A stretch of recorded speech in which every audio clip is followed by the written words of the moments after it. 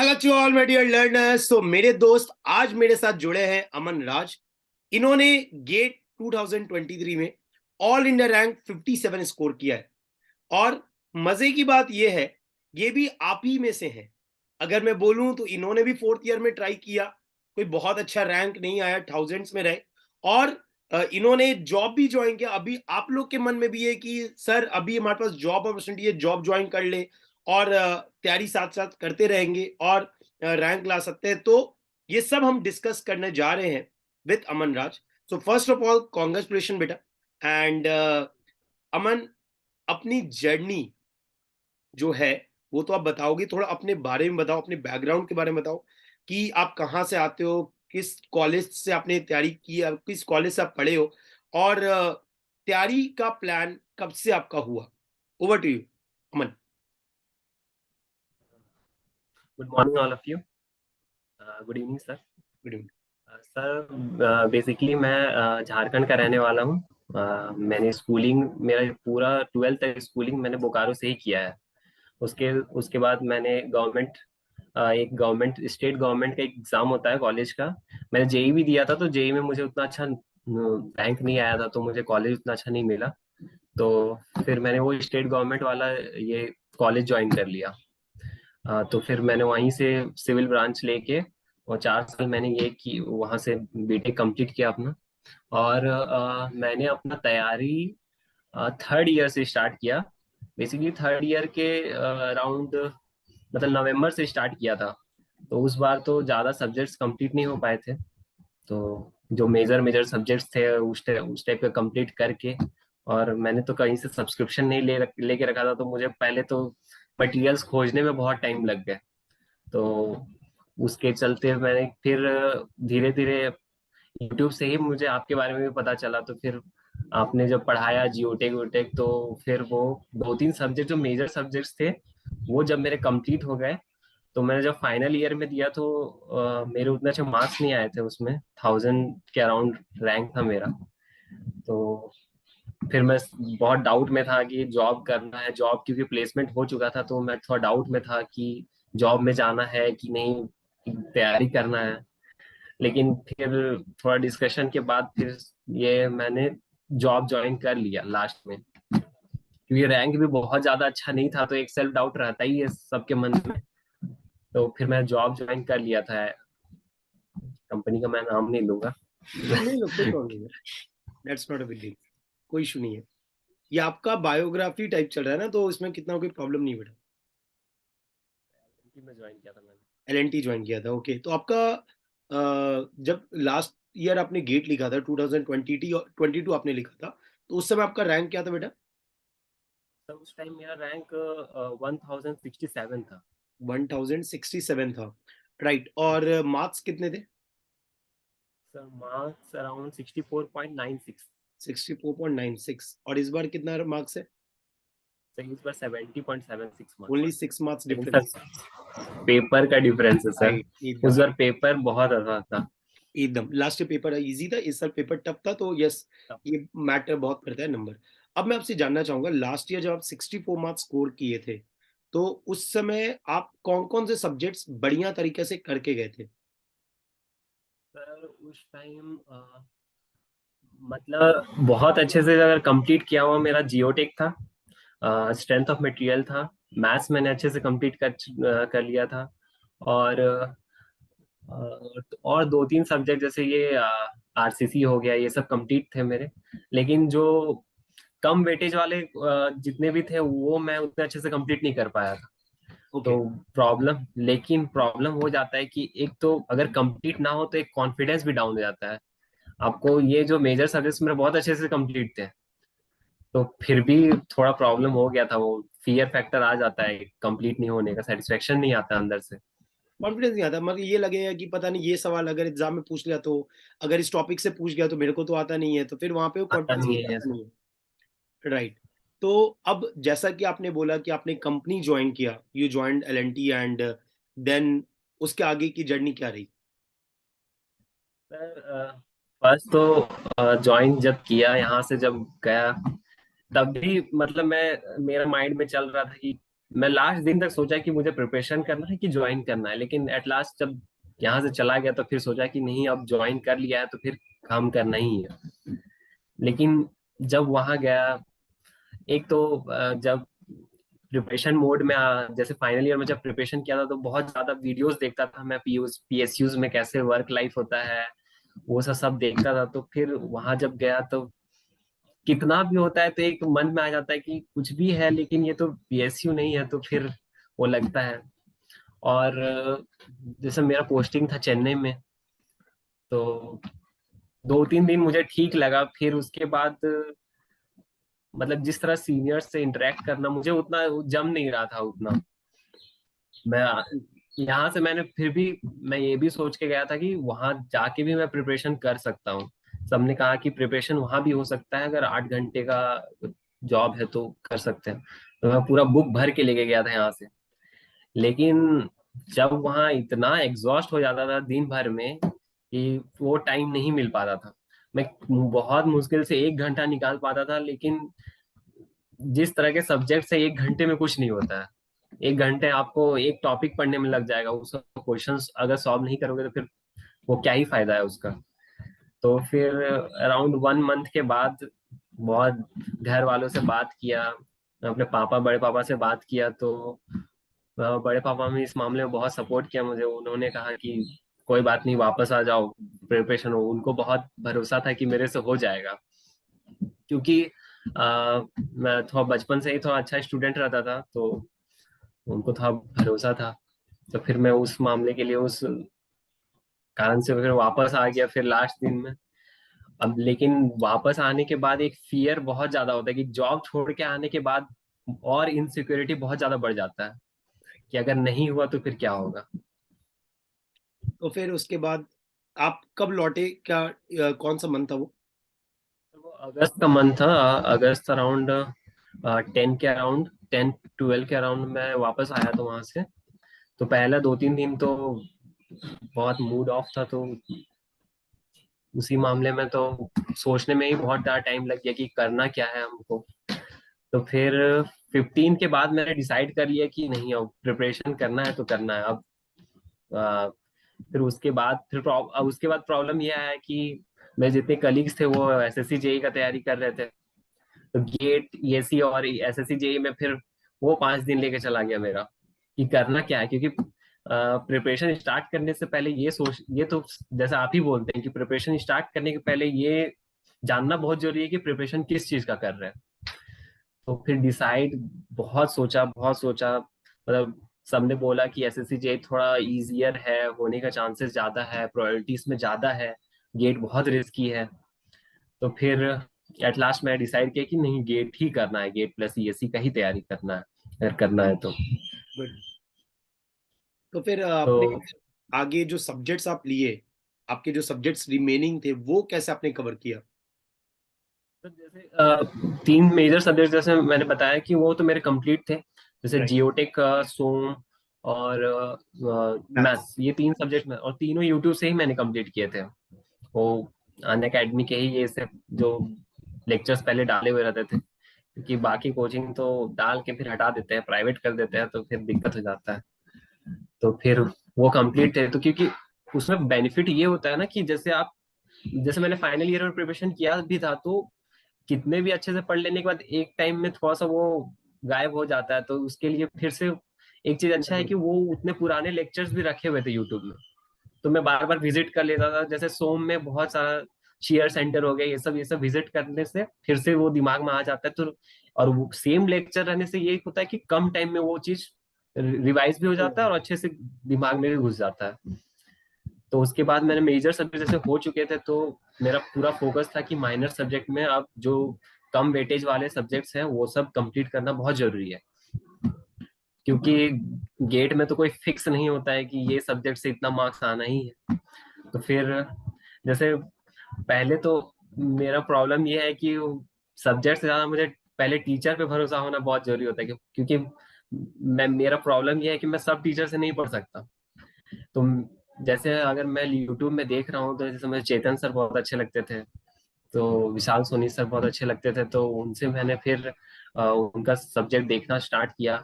तो एक बेनिफिट ये होता है कि जब आप कोई टीचर से कनेक्ट कर जाते हो ना, तो फिर उस सब्जेक्ट में पढ़ने में भी मजा आता है और टाइम कम लगता है उसमें। ट्रू। तो मेरा सबसे बड़ा उस टाइम सबसे बड़ा फोकस ये था कि मुझे पहले सिलेबस कंप्लीट करना है, क्योंकि मैं फाइनल ईयर में ये चीज झेल चुका था कि अगर अगर आपका सिलेबस कंप्लीट नहीं है तो आप कुछ भी पढ़ लो, भले ही उस सिलेबस से अगर क्वेश्चन नहीं भी आ रहे तो कॉन्फिडेंस डाउन कर देता है। क्योंकि गेट में तो अब वो भी सिस्टम नहीं है, अब तो स्लाइड कर करके आपको नेक्स्ट क्वेश्चन पे जाना पड़ता है ना, तो फिर वो डाउट रहता है कि उससे तो नहीं आया है वो क्वेश्चन। तो उस चीज से बचने के लिए मैंने मतलब ये किया कि मुझे अक्टूबर लास्ट तक मुझे किसी तरह से सिलेबस कंप्लीट करना है। तो एक तो बहुत लेट स्टार्ट किया था, तो इसलिए मुझे वर्किंग आवर थोड़ा बढ़ाना पड़ा, स्टडी आवर थोड़ा बहुत ज्यादा मैंने बढ़ा दिया था। तो फिर जैसे ये और कुछ कुछ जो जैसे फोकस मेरा ज्यादा था कि जो कंसेप्चुअल जो सब्जेक्ट्स हैं, जैसे स्ट्रक्चर हो गए, तो ये चीज जो फियर जो सबसे ज्यादा फियर देते हैं वो सब्जेक्ट्स को जैसे मैं पहले कंप्लीट करूं ताकि लास्ट में मैं पैनिक ना कर जाऊं।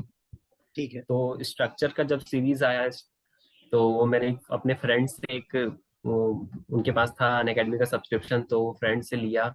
वो फिर आपका जो कोर्स स्टार्ट हुआ था स्ट्रक्चर एनालिसिस वाला, जब स्ट्रक्चर जब मैं आपसे पढ़ा, जबकि स्ट्रक्चर मैं बहुत लेट से ज्वाइन किया था, मतलब 20 लेक्चर मैं पीछे से ज्वाइन किया था, लेकिन जब स्ट्रक्चर ज्वाइन किया, जब स्ट्रक्चर मेरा कंप्लीट हो गया, जिस दिन लास्ट लेक्चर था स्ट्रक्चरल डायनेमिक्स का, उस दिन मुझे लग रहा था आज ही मैं गेट का एग्जाम दे दूंगा, इतना कॉन्फिडेंस आ गया था कि अगर स्ट्रक्चर हो गया तो फिर सब कुछ हो सकता है। राइट। क्योंकि एट लास्ट जब प्रीवियस ईयर का, जैसे मैं स्टार्टिंग में क्या किया था कि अगस्त में ही सारा प्रिंट आउट निकालवा लिया था क्वेश्चंस का, जो 21 से स्टार्ट किया था, 21-22 का दोनों शिफ्ट का पेपर मैंने। तो वो चीज देखता था कि जैसे जियो टेक को क्वेश्चन आता था तो वो तो बन जाता था एक बार में, लेकिन फंसते थे जाके स्ट्रक्चर में। स्ट्रक्चर का क्वेश्चन, स्ट्रक्चर में मुझे बहुत डर लगता था स्टार्टिंग से, लेकिन जब मेरा स्ट्रक्चर कंप्लीट हुआ तब मुझे लगा कि अब तो सब हो जाएगा। और कुछ कुछ सब्जेक्ट तो मैंने छोड़ दिया था, जैसे ये चेतन सर पे कुछ कुछ सब्जेक्ट छोड़ दिया था मैंने, कि वो पढ़ाएंगे, हाइड्रोलॉजी पढ़ाएंगे, इरिगेशन पढ़ाएंगे, वो बिल्डिंग मटेरियल्स पे एकदम ही छोड़ दिया था कि वो बोले हैं कि लास्ट में रिवीजन करवा देंगे तो करवा ही देंगे। गुड। उतना भरोसा रख के तो लास्ट लास्ट में उस तरह करके पूरा पहले अक्टूबर एंड तक मैंने सिलेबस कंप्लीट किया। फिर और ज्यादा फोकस मेरा सिलेबस कंप्लीट करने के साथ साथ था कि कोई भी टॉपिक अगर कंप्लीट होता था मेरा, तो मैं क्वेश्चन प्रैक्टिस बहुत ज्यादा करता था। क्योंकि फाइनल ईयर में जब थ्योरी बहुत ज्यादा कंप्लीट होने के बावजूद मुझे ये चीज पता चला कि प्रैक्टिस अगर आपका नहीं रहेगा तो एग्जाम में जाके तो नहीं बनने वाला है क्वेश्चन। तो इसीलिए मैंने प्रैक्टिस पे हर दिन 50 क्वेश्चन इस तरह करके प्रैक्टिस पे ध्यान देता था। और फिर नवंबर मैंने पूरा रिवीजन प्लस शॉर्ट नोट्स के लिए रखा, और थोड़ा क्वेश्चंस कम कर दिए उसमें, और रिवीजन और शॉर्ट नोट्स जितने अच्छे से बनाने सकता मैंने बनाया उससे। तो फिर उसके बाद फिर स्टार्ट हुआ जब शॉर्ट नोट्स कंप्लीट हो गए, तो पूरा दिसंबर मैंने प्रैक्टिस पे और टेस्ट सीरीज पे दिया। टेस्ट सीरीज तो बेसिकली मेरा स्टार्ट हुआ 25 दिसंबर के आसपास, क्योंकि लेट हो गया था बहुत ज्यादा, तो फिर मैंने 2-3 इंस्टीट्यूट के लिए टेस्ट सीरीज और फिर स्टार्ट किया। उसका टेस्ट सीरीज भी बहुत हेल्पफुल होता है। और मैं तो बोलूंगा कि मेरा तो बहुत लेट हो गया था दिसंबर तक, तो दिसंबर तक नहीं जाना चाहिए, टेस्ट सीरीज पहले से ही स्टार्ट करना ज्यादा अच्छा है। और उसी तरह प्रैक्टिस करते, और टेस्ट सीरीज देने का एक सही तरीका ये हो गया कि अगर आप बहुत ज्यादा मिस्टेक करो, क्योंकि मैं जब स्टार्टिंग में देता तो बहुत खराब मार्क्स आते थे, बहुत ज्यादा खराब, बता सकते हो मतलब कितने बता आते भी थे नहीं। ताकि बच्चों को भी समझ आए, क्योंकि अब जो तैयारी करेंगे, राइट, दे शुड अंडरस्टैंड कि यार जब टेस्ट सीरीज लेते हो तो स्टार्टिंग में नंबर नहीं आते, नंबर खराब आएंगे, लेकिन आप उसमें क्या चेंजेस ला सकते हो कि आप आगे बढ़ के अच्छा कर लो। जैसे मैं पहले स्टार्टिंग, मतलब जियो टेक का नहीं बोलूंगा, क्योंकि जियो टेक में मुझे खराब नंबर नहीं आते थे कभी। जियो टेक में अगर 25 का जैसे सब्जेक्ट वाइज जैसे 25 नंबर का होता है, तो टॉपिक वाइज या सब्जेक्ट वाइज तो उसमें अराउंड 90% मार्क्स तो मेरे आ ही जाते थे। जियो टेक में प्रॉब्लम नहीं होता था। प्रॉब्लम मुझे होता था जैसे फ्लूइड हो गया, स्ट्रक्चर में होता था। स्ट्रक्चर में तो भले ही पीवाईक्यू बन जाते थे, लेकिन स्ट्रक्चर में क्वेश्चन घुमा ही देता था उसमें। लेकिन एक दो करेक्शंस के बाद फिर, जैसे पहले स्ट्रक्चर में मैं बताऊंगा, मैं फर्स्ट जब दिया था तो 7 नंबर आए थे मेरे। 25 में से। तो मैंने फिर, हाँ, 25 में से 7 नंबर आए थे, तो खराब भी लगा था, क्योंकि पीवाईक्यू जब बन जाते हैं तो फिर लगता है कि फिर क्वेश्चन क्यों नहीं बन रहा है, और पूरा थ्योरी बहुत अच्छे से पढ़ा हुआ था मेरा। तो फिर मैंने विजिट किया। फिर उसी टाइम मैंने जब आप जो कन्वेंशनल करवाते थे, तो वो कन्वेंशनल मैं जब पढ़ रहा था तो कन्वेंशनल मैंने छोड़ दिया था लास्ट स्टार्टिंग में, क्योंकि थोड़ा लेट हो गया था, तो मैंने सोचा कि कन्वेंशनल तो ऐसे भी गेट में आने वाले हैं नहीं, तो कन्वेंशनल छोड़ दिया था मैंने। तो जब टेस्ट सीरीज में मेरे मार्क्स कम आने लगे तो मैं फिर कन्वेंशनल के पास वापस गया। वो जो 4-5 लेक्चर जो छूटे हुए थे, वो लेक्चर मैंने फिर स्टार्ट किए। वो लेक्चर से बेनिफिट ये हुआ कि आप मिनिमल कैलकुलेशन मिस्टेक करोगे उसमें, क्योंकि आपको हमेशा वो है ही इस तरह की, अगर आप स्टार्टिंग में ही कोई कैलकुलेशन मिस्टेक कर दिए तो फिर वो लास्ट तक जाते जाते तो आपका तो प्रॉब्लम ही सही। प्रॉब्लम है उसमें। तो कन्वेंशनल उस मामले में मुझे एक चीज समझ आ गया कि कन्वेंशनल भी जरूरी होता है। कभी कभी बीच में कन्वेंशनल क्वेश्चन बनाने से कॉन्फिडेंस भी बूस्ट होता है, कंसेप्ट भी क्लियर होते हैं, और आपका प्रिसीजन बहुत ज्यादा हो जाता है आपका न्यूमेरिकल आंसर टाइप क्वेश्चंस में। तो फिर उसके बाद फिर धीरे धीरे 7 से फिर 13 हुआ, 13 से वो 19 हुआ। फिर लास्ट लास्ट में जब सब्जेक्टली देने लगा 50 मार्क्स का, तो 34-35 आने लगे। और फिर उसके बाद जब फुल सब्जेक्ट देने स्टार्ट किया, तो फिर ऐसे धीरे धीरे, और मैं जो गलती कर रहा था वो पहले फिर नोट्स नोट्स लेके ही बैठता था, और गलती कर देखता था कि कैसे गलती हो गया, जबकि नोट्स में तो मेंशन वगैरह रहता था। फिर देखता था कि नोट्स में यहाँ पर बताया गया है इस चीज को, ये वाला कंसेप्ट छूट गया था। तो वो सब चीज बहुत हेल्पफुल होता है। ट्रू। तो जैसे कि मैं आपको जर्नी को अगर मैं बहुत समराइज करूं, तो it is full of ups and downs, ठीक है, जो हर किसी स्टूडेंट्स के लाइफ में आता है।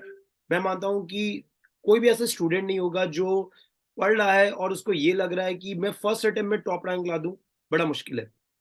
Ups and downs will be there, लेकिन आप उस अप्स एंड डाउन्स को कैसे झेलते हो ये बहुत मैटर करता है। और आप कोई भी रैंक ला सकते हो। जैसे आप अगर अभी अमन का ही देख रहे हो, तो मैं एक ही बात बोलूंगा कि ऐसा नहीं कोई वो आईआईटी या एनआईटी से बिलोंग कर रहा है, right, belonging to a normal government college, right, लेकिन यहाँ पे पॉइंट ये था कि इनको अपने पे भरोसा हुआ कि मैं कर सकता हूँ। और हम हमेशा ये बात बोलते हैं, जब आपको अपने पे भरोसा हो गया ना, जैसे इसने बोला मैं स्ट्रक्चर दे दिया, स्ट्रक्चर पढ़ लिया मैंने, तो आई गॉट द कॉन्फिडेंस कि अब तो मैं एग्जाम दे दूंगा, अब तो मैं कोई भी एग्जाम फोड़ सकता हूँ। तो कॉन्फिडेंस आना बहुत जरूरी है। और यार देखो, हम लोग तो हमेशा मेंटर करने के लिए रेडी रहते ही हैं। आपने जब जब भी मेरी क्लासेस की होगी, या विशाल सर के आपने मैथ्स पढ़ा, राइट, तो यार हमारा पढ़ाने का तरीका ये होता है, बच्चा अगर कंटेंट देखे तो ये ना बोले कि यार ये कंटेंट सफिशिएंट नहीं है, राइट, चाहे वो कहीं भी है। हाँ, पॉइंट ये होता है कि वो गाइडेंस आप किस तरीके से आगे लेके जा रहे हो। तो एक या दो सजेशन आप जो अपने जूनियर से अपने कलीग को देना चाहते हो, जो अभी तैयारी स्टार्ट कर रहे होंगे फॉर 24। सबसे पहला तो आपको जो ऑलरेडी जो बनाया हुआ कंटेंट जो मिल रहा है, ये जो नोट्स जो है, वो आपको खुद से ही बनाना चाहिए। मैं तो सबसे पहला यही बताऊंगा कि बहुत कोई ये होता है कि जो टॉपर्स के नोट्स होते हैं वही लेके बैठ जाते हैं, तो सबसे ज्यादा वही प्रॉब्लम, क्योंकि वो नोट्स उसने अपने हिसाब से बनाए हैं। वो जो चीज अगर उसको नहीं समझ में आ रहा है, उसने उस चीज को ज्यादा डिटेल्स में उस नोट्स में लिखा होगा। लेकिन वो हो सकता है कि उसको जो चीज आपको उसको नहीं समझ में आ रहा है वो आपको जल्दी समझ में आ जाए। तो नोट्स हमेशा खुद से बनाना चाहिए। और क्वेश्चन गेट के हिसाब से क्वेश्चन प्रैक्टिस बहुत ज्यादा होना चाहिए। और कंटेंट अगर हो ऐसा हो कि जो टीचर आपको कनेक्ट करवा दे तो ज्यादा बेनिफिट होगा आपको, क्योंकि कंटेंट तो बहुत, आजकल यूट्यूब में कंटेंट बहुत फ्लडेड हो गया है, बहुत ज्यादा। सब जियोटेक के लेक्चर्स अब भरे पड़े हैं एकदम सब। और कोई 3 घंटे पढ़ा रहा है एक ही टॉपिक को, कोई 1.5 घंटे में पढ़ा रहा है। प्रॉब्लम वो नहीं है, लेकिन जो अच्छा पढ़ा रहा है पढ़ना उसी से चाहिए। क्योंकि मैं ऑलरेडी शॉर्ट था टाइम में, अगस्त से स्टार्ट किया था तो बहुत लेट हो गया था। तो मेरे लिए सबसे पहले यही था कि जहां से पढ़ना है, मैं मेरे पास ये ऑप्शन नहीं था कि मैं एक बार इससे पढ़ लिया तो फिर ये नहीं समझ में आया तो फिर दूसरे से पढ़ने के लिए। तो सबसे पहले मैंने अपने दोस्त लोग से भी पता किया कि जो पढ़ाने में जो टीचर जो आपको कनेक्ट करवा दे वो बहुत जरूरी है। कंसेप्ट बिल्ड करवाना ज्यादा जरूरी है, फिनिश करना सब्जेक्ट वो ज्यादा जरूरी नहीं है। क्योंकि आजकल जो गेट का जो लेवल है वो बहुत ज्यादा अप हो गया है। कंपटीशन ज्यादा होने के कारण गेट का लेवल बहुत ज्यादा अप हो गया है, तो आपको नोट्स पे बहुत ज्यादा ध्यान देना है कि आपका कंटेंट जो आप कहाँ जहाँ से कर रहे हैं आपका नोट्स बहुत अच्छा होना चाहिए। दूसरा है क्वेश्चन प्रैक्टिस बहुत अच्छा होना चाहिए। और एट थर्ड में मैं ये बताऊंगा कि जो आपका शॉर्ट नोट्स है वो बहुत ही मतलब क्रूशियल रोल प्ले करता है लास्ट लास्ट में। क्योंकि आप अगर आपका नोट्स कंप्लीट है और वो एक 300 पेज का नोट्स है, अगर जैसे जियोटेक हो गया उसमें तो बहुत ज्यादा है पढ़ने को, तो अगर नोट्स अगर लास्ट टाइम में अगर आप कुछ भूल गए और पूरा नोट्स पढ़ने लगे तो फिर बहुत दिक्कत हो जाएगा। तो शॉर्ट नोट्स बनाना बहुत जरूरी है और शॉर्ट नोट्स खुद से बनाना बहुत ज्यादा जरूरी है। और वो शॉर्ट नोट्स अगर आपके नोट्स से बना हुआ है तो वो ज्यादा आपको जल्दी वो कवर अप करवा देगा पूरा टॉपिक। क्या बात है, बहुत से बेटा, कॉन्ग्रेचुलेशंस। और मैं उम्मीद करूंगा कि आप ईएससी को भी आगे लेके चलोगे, ईएससी की तैयारी आप कंटिन्यू रखना अपनी, एंड आप बहुत बढ़िया करोगे लाइफ में। और हमारा सपोर्ट हमेशा आपके साथ है ना। सारे पीएसयूज के फॉर्म भर दीजिएगा, जितने भी पीएसयूज के फॉर्म निकल रहे हैं, try do fill it in a proper way. और कोई भी गाइडेंस आपको किसी से भी चाहिए, be free to call. Thank you. वो तो फोन पे तुरंत रहता है, फर्स्ट फर्स्ट नंबर तो आप ही का रहता है सर। Thank you.